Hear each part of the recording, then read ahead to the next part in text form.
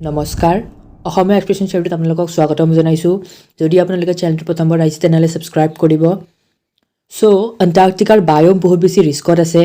বায়'ম কি হয় ই এনেকুৱা এৰিয়াক বুজায় য'ত প্ৰজাতিবোৰ থাকে স্পিচিছবোৰ থাকে temperature soil amount of light water এইবোৰ জাগা লৈ ইউনিক থাকে সকলো বায়'মত বা কমিউনিটি অফ প্লান্টছ বা এনিমেলত এটা চাৰ্টেইন ক্লাইমেট থাকে যেনে এণ্টাৰ্কটিকাৰ বায়'ম তাৰ হাৱা বেলেগ সয়েল বেলেগ তাত থকা প্ৰজাতিবোৰ বেলেগ যেনেকৈ এটা এভাৰগ্ৰীণ ফৰেষ্টৰ বায়'ম বেলেগ থাকে সো তেনেকুৱা বহুত বেছি ইক'চিষ্টেম মিলি এটা বায়'মৰ সৃষ্টি কৰে এতিয়া ৰিপৰ্টছ আহিছে যে 65% এণ্টাৰ্কটিকাৰ প্লান্টছ আৰু এনিমেলছ নোহোৱা হৈ যাব পাৰে আৰু পেংগুইনছবোৰ সকলোতকৈ বেছি ৰিস্কত আছে আৰু যি এম্পাৰৰ পেংগুইন সেয়া এক্সটিংকশ্যনৰ ৰিস্কত আছে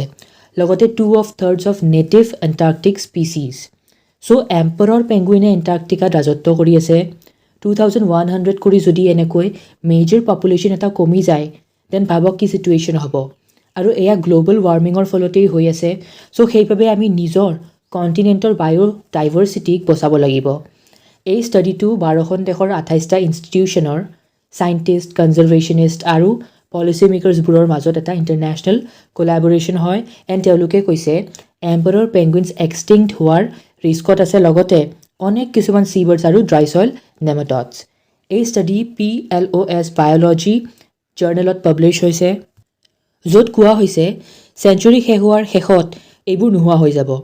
আৰু এনেকুৱা হ'লে আমাৰো লাহে লাহে ধ্বংস হোৱাৰ সময় আহি যাব কাৰণ এইবোৰ নেচাৰেল বস্তু আমি শেষ কৰি যাই আছোঁ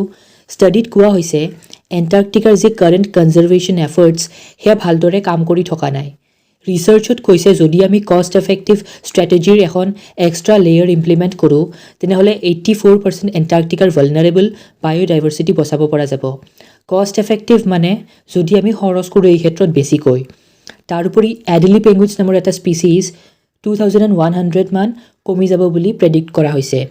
এতিয়া এণ্টাৰ্কটিকাৰ যি জিঅ'গ্ৰাফিক আইচলেশ্যন তাত যে কোনো নাই সেইবাবেই ই এতিয়ালৈ বাচি আছে নহ'লে আমি সেয়া কেতিয়াবাই শেষ কৰি দিলোঁ হয় বহুত দূৰত থকা বাবে ই বাচি আছে কিন্তু ক্লাইমেট ক্ৰাইচিছ আৰু আন এনভাইৰনমেণ্টেল ডিজাষ্টাৰ্ছবোৰৰ বাবে এণ্টাৰ্কটিকাৰো পৰিস্থিতি বেয়া হ'বলৈ ধৰিছে উইণ্ড ফায়াৰ্ছ ফ্লাডিং ড্ৰট এইবোৰ চাইণ্টিষ্টে কৈছে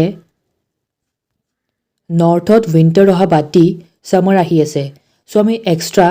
কচিয়াছ হ'ব লাগিব কাৰণ আৰ্কটিকত 4 টাইমছ বেছি গৰম বাঢ়ি আছে চ' এণ্টাৰ্কটিকা শেষ হোৱাৰ সময় আহি পৰিছে ৰিচেণ্ট ডেটা মতে বহুত স্পীডত ইয়াৰ বৰফ গলিব ধৰিছে এটা ছেপাৰেট ষ্টাডি মতে মানুহ বহুত বেছি বাঢ়ি গৈছে কম্পেয়াৰ্ড টু নেচাৰেল ৰিচোৰ্চেছ চাইণ্টিষ্টে তাত ব্লেক কাৰ্বন পাই আছে এতিয়া ব্লেক কাৰ্বন কি আপুনি এণ্টাৰ্কটিকাত গ'লে তাত গৰম পাব লাগিলে জুই লগাব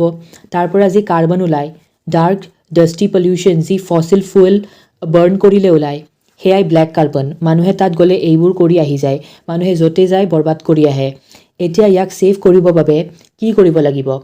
ইণ্টাৰনেশ্যনেল ক্লাইমেট গ'লছ যি 2015 পেৰিছ এগ্ৰিমেণ্টৰ আণ্ডাৰত আহে ই কৈছে এমিশ্যনছ কম কৰক আৰু গ্লোবেল টেম্পাৰেচাৰ ৰখাবলৈ এক্সটাৰ্নেল পলিচিৰ ওপৰত ফ'কাছ কৰিব লাগিব ফচিল ফুৱেলৰ ওপৰত ডিপেণ্ডেঞ্চ কমাব লাগিব কেনেডাত ইউনাইটেড নেশ্যনছৰ ছামিট হৈছে এণ্টাৰ্কটিকাক লৈ কনজাৰ্ভেশ্যন প্ৰজেক্ট চলাব দিছে তাত সকলো মিলি $23 মিলিয়ন খৰচ কৰিব এভৰি ইয়েৰ যিটো এফৰ্ডেবল হয় বেছি নহয় চ' আজিৰ কাৰণে এইখিনি ভিডিঅ'টো যদি ভাল লাগিল লাইক শ্বেয়াৰ এণ্ড ছাবস্ক্ৰাইব কৰিব এণ্ড বেল আইকন প্ৰেছ কৰি ন'টিফিকেশ্যন অল কৰি দিব